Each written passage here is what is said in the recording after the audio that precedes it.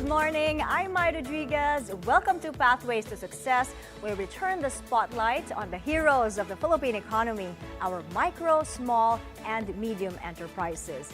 We follow their inspiring journey and give great insight on what it takes to scale up their business.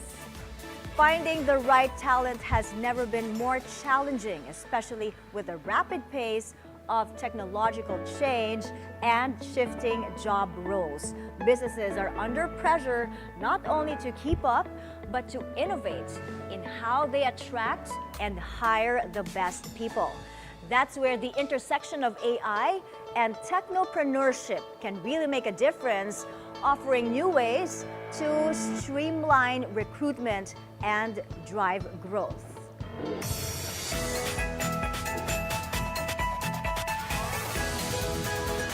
Today, we're lucky to have someone who's been at the forefront of both innovation and business development. With us is Dr. Francisco Dean Pax Lapid, an expert in innovation, entrepreneurship, and AI-driven business solutions. Dean, welcome to Pathways to Success. Good morning, great morning, Mai. It's a pleasure to be here, Pathways to Success, and I am very, very happy that you've invited me so we can not only inspire but even empower our audience and the young entrepreneurs to go into technopreneurship. Yes, the pleasure is ours. Now, speaking of technopreneurship with artificial intelligence, explain this to us. What exactly is it? So it's simple. Technopreneurship is the combination, or probably it's the buzzword of technology and entrepreneurship together. So meaning technology, whether it's an invention, innovation, and then entrepreneurship is really the business or the commerce behind technology. The big problem, Mai, with a lot of young innovators, it's all about just technology without looking at the business on how it will generate enough what you call ARR, annual recurring revenue, to drive the business with technology. And that's technopreneurship. Yes. Okay, so we're familiar with AI, Yes. but we have to know more about technopreneurship. Yep. So what defines a technopreneur? So, technopreneur, so in the basic parlance of business, it's your idea anchored on a product or service that adds value to a market that you choose to serve, where sales is big and where there's profit and sustainable. Yes. Now, I can see with your explanation, I can see now why this mindset is vital for businesses today. But expound more on this, Dean. So with the buzzword of AI, or artificial intelligence, which started as early as probably during the pandemic, a lot of people think that technology, and in that parlance AI, is all just chatbots, the chat GPT. That is only what you call AI that is descriptive. Meaning, he just elaborates or describes what you prompt. But the reality, Mai, of AI in practice or AI in business is that it now uses other AI streams of robotic process automation, algorithm, predictive patterns that all combine to work well for your current organization and your current business to be efficient and be effective. So there's a lot more to it. Now, I can see how that is more complex. Yes. And that is exactly why you're here today to Thank you. explain this to us. Thank you. So, but I'm curious about your journey though. Like, Yeah. how did you shift? How did you make that shift from your corporate life to leaving corporate life into entrepreneurship? I worked for a multinational oil company for 21 years. In fact, that's my one and only company. In 21 years, I moved 10 jobs. And my last job was all about IT. I was assigned in the UK, in London, in the head office. We were ahead of the trend. At that time, I was an SAP consultant for sales and distribution. Coming home, I was just barely a couple of months in Manila. They moved me as the one to implement the core module of SAP for the region. For 21 years, I was exposed to IT for 7 years. And from my corporate shell, I moved to my own shell, doing the things I love to do at my own time and space without the issue of money. In 10 jobs in my corporate shell, in my own shell, I had 10 businesses. But after 10 businesses, the business of business, I wasn't happy. Well, especially you're talking about 10 businesses instead of you controlling your time. It would eat a lot of your time. Thank you. You got it right. The awakening, the time was so thin for each and every one. So I consolidated, and during my master's in AIM, I realized that you need to have eyes for the business. Eyes meaning interest to intention, intention to initiation, and initiation to integration. You have to integrate.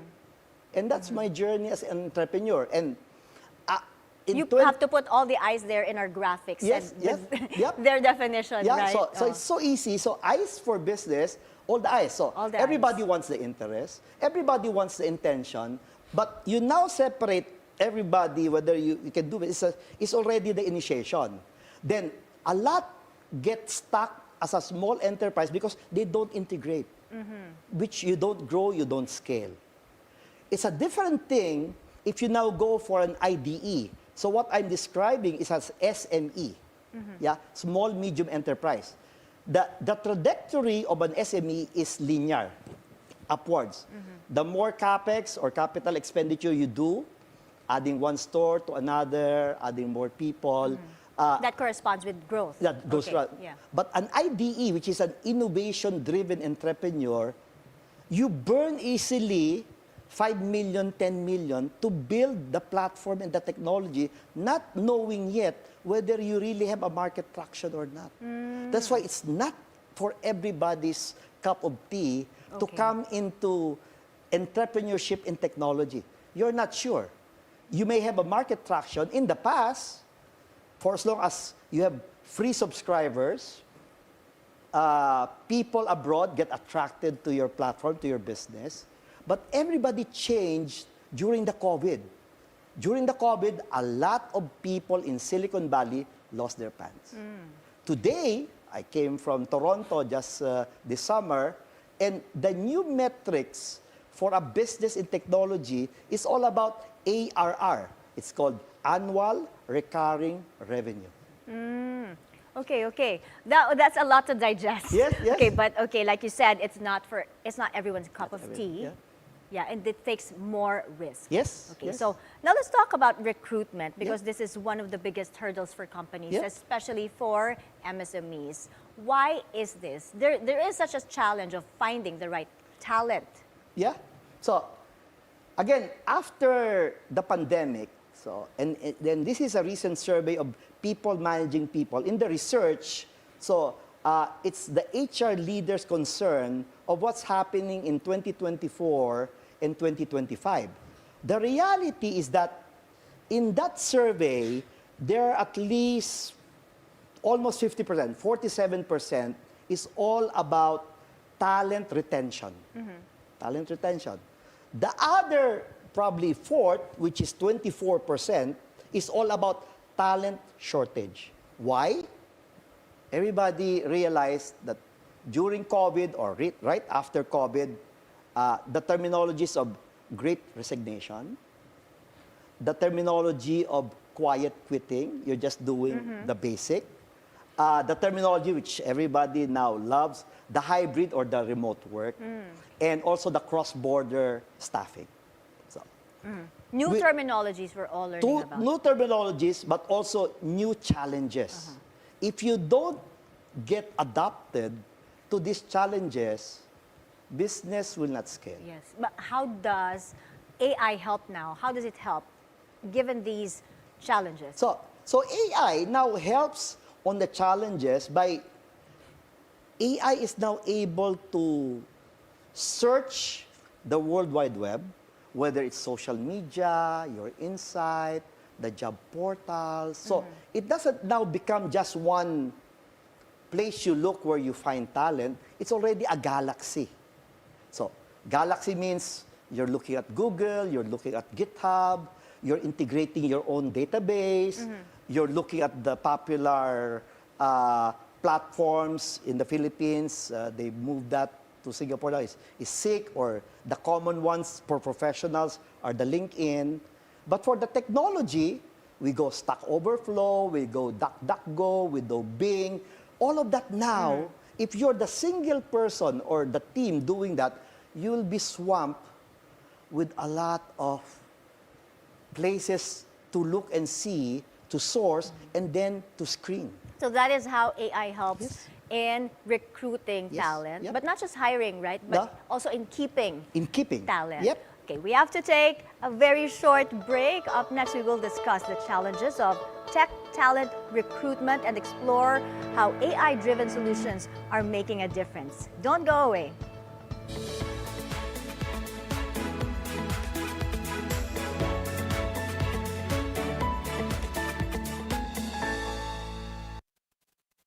Beauty, health, adventure. This is for you. Join Marie Lozano where she uncovers the untold stories and unexpected surprises in the world of lifestyle. Where fashion meets art, few events recently capture this synergy.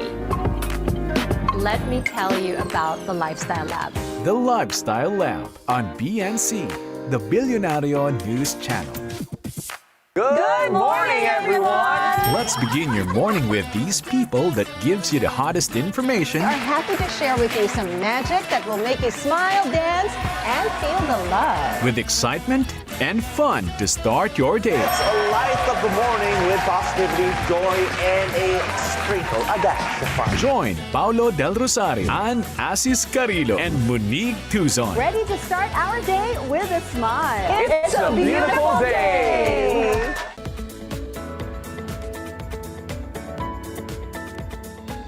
Welcome back. We're still with Dr. Francisco Dean Pax Lapid, diving into the challenges of recruiting tech talent using AI.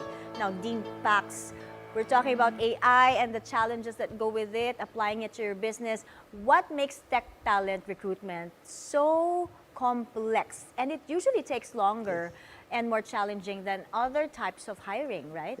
So Mai, thank you. You got the other part of the challenge very, very correct. And it's tech talent or technical talent sourcing, only two. It's hard to find and takes a long time. That's the basic, right? But let me tell you the story of my nephew. He works for a big BPO. So he's been there for, I guess, almost 10 years now. So he's quite senior. And he takes the brunt every Monday, a big pile of 100 resumes coming from a job ad. And that's every day. That's almost every day. Yeah? Imagine, the BPO has maybe 2,000, 3,000 employees, and the retention or probably the fallout rate is maybe 10%. 3,000, so there's 300 positions always to fill. So you need 100 almost every day just to screen. So at the end of the half day, by lunch, he's so tired that of the 100, only maybe 2 or 3 are probably okay, but not good enough when you start diving into the technicalities. That's one side, job ad. The other side is all about their agency providers. These are the people that are along the malls, in front of the doors of the competitor company, trying to woo BPO. They're the ones with the brochures. Yes, you saw. And that's similar to the lady in the supermarket that gives you the brochure of the card company. But it's still surprising how they still do that kind of very traditional hiring. They still do that because they're looking only on a limited universe. So what needs to be done now to zero in on the right talent? So the traditional is you get more recruiters. You think that getting more recruiters brings in a bigger talent pool. But again, it's the same. If the recruiters are not trained, which takes 2 years training in technical recruitment, the same stuff will still be the same. So it's not a question of the numbers, it's a question of the efficiency as well as the effectiveness.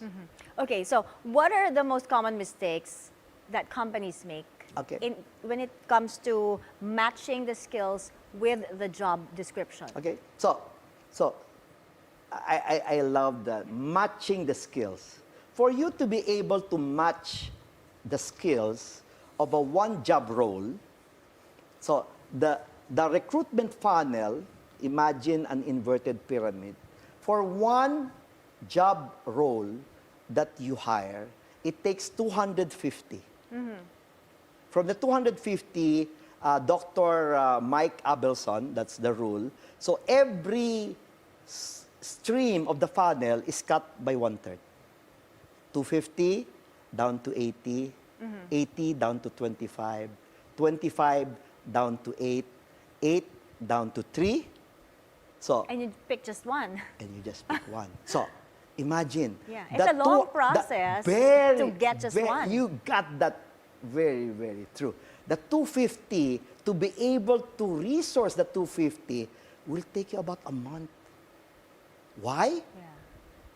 One of the platforms, which is very, very popular, you're limited to look at profiles 400, free platform, 400 only in a month. Such an arduous process, a long process. But now, we have AI tools that help simplify all this and speed it up. Tell us about the tools. So, if the traditional sourcing and matching takes about 3 weeks, AI can do it in 3 days.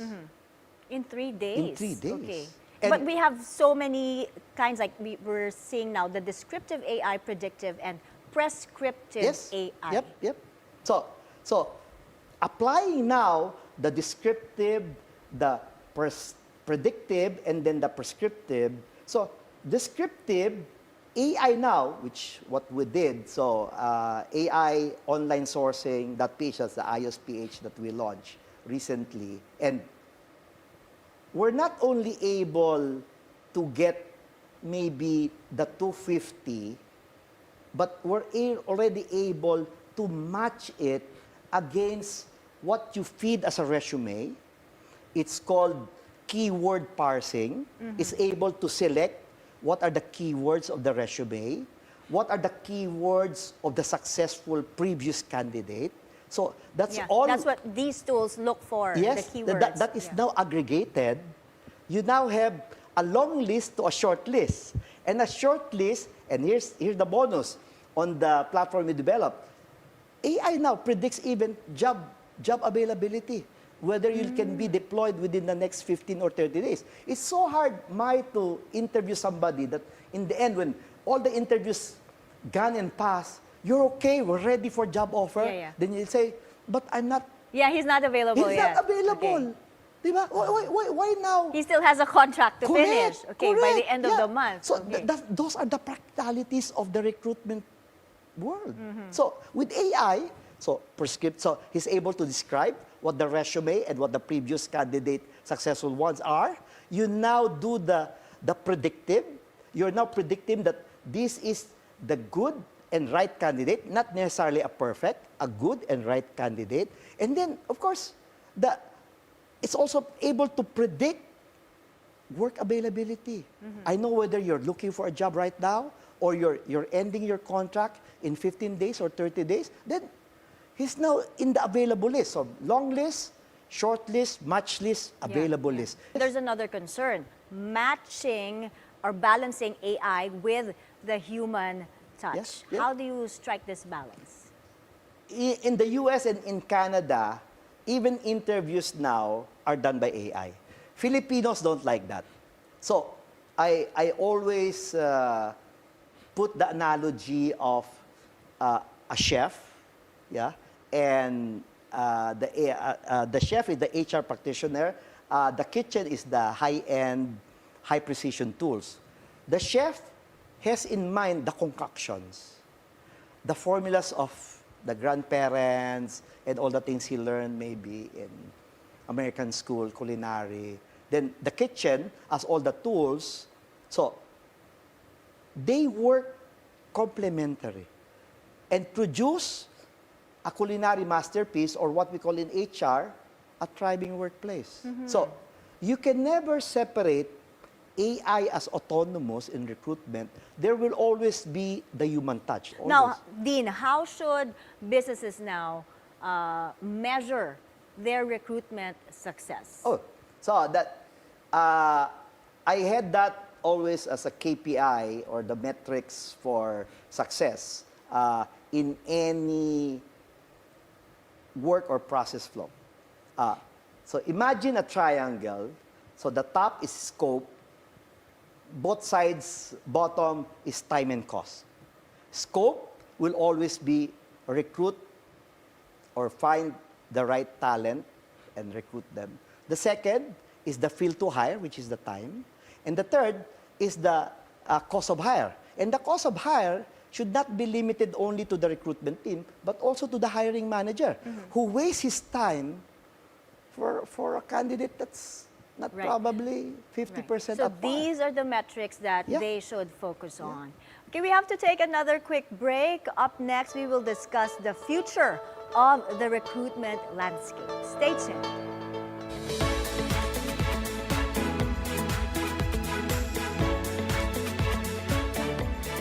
Ito po si Father Nono. Ako po si Father Fiel Pareha. Ako si Risa Singson Kaupeng.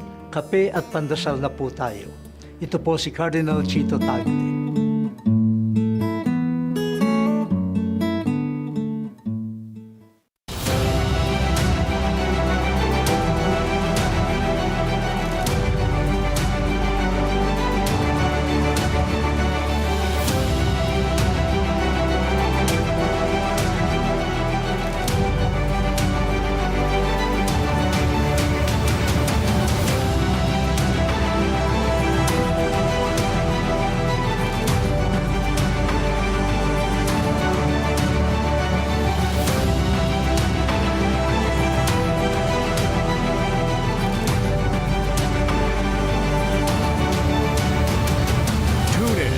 BNC's Election 2025 Special Coverage.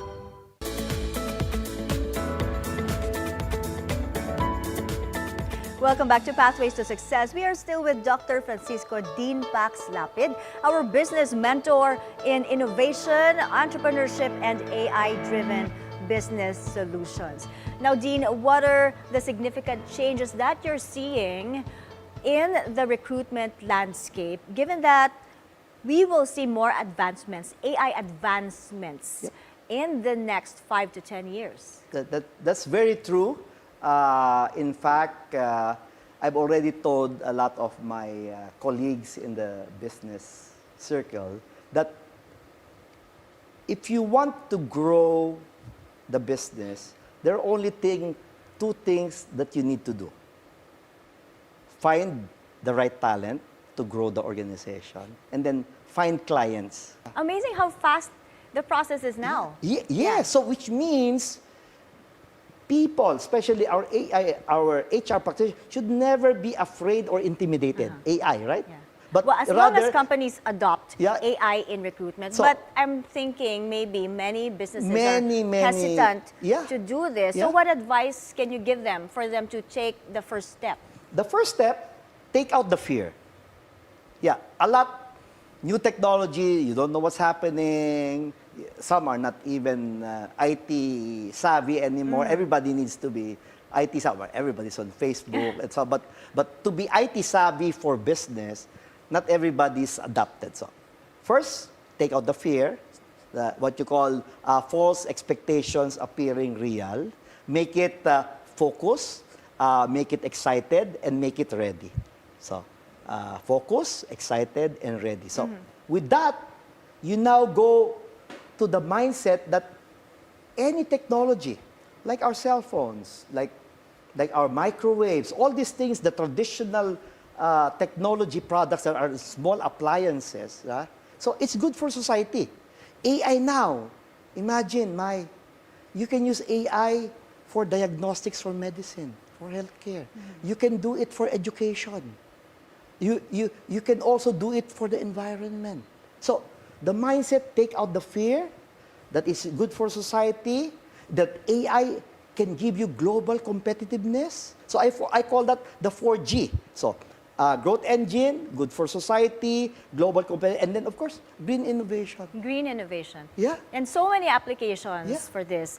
But, as an entrepreneur, as a mentor for so many years, what advice can you give companies, businesses who want to thrive in today's tech-driven era? So I talked about the 4 I's of interest, intention, initiation. And then the 4 G's. And then the 4 G's. Now the 3 C. The first is complementary. It augments or enhances current workflows or processes. 2, collaboration. It on the routine tasks. Why do the hard work when AI can do that? And now you do just the strategic. Strategic. Yeah. Okay. And then of course, the third is the creativity booster. With AI, you can play around with your ideas. So, and then it will give you some scenarios. Now you're able to evaluate, I like that. And maybe you can free up space in your brain to strategize now. Look at the big picture. I like that the brain. So typically, I did my PhD in organization, and then typically we all know that we only use 15-20% of our brain. Use now AI as the augmented brain. So which adds maybe another. To do the hard work. Yeah, to do the hard work, the routines, the things you don't like to do, the repetitive tasks. So which takes a lot of time, a lot of stress that does not add value to work. So now you can focus on how to grow, how to thrive, and look at long term. So complementary, collaboration, creativity. Okay. Yeah. That was an insightful discussion. Thank you. Thank you for being our mentor today. Thank you, Dean, for dropping by. And that's our episode today. It's clear AI is also a game changer in recruitment. Embracing technology allows us to work more efficiently and effectively and make smarter decisions that drive growth.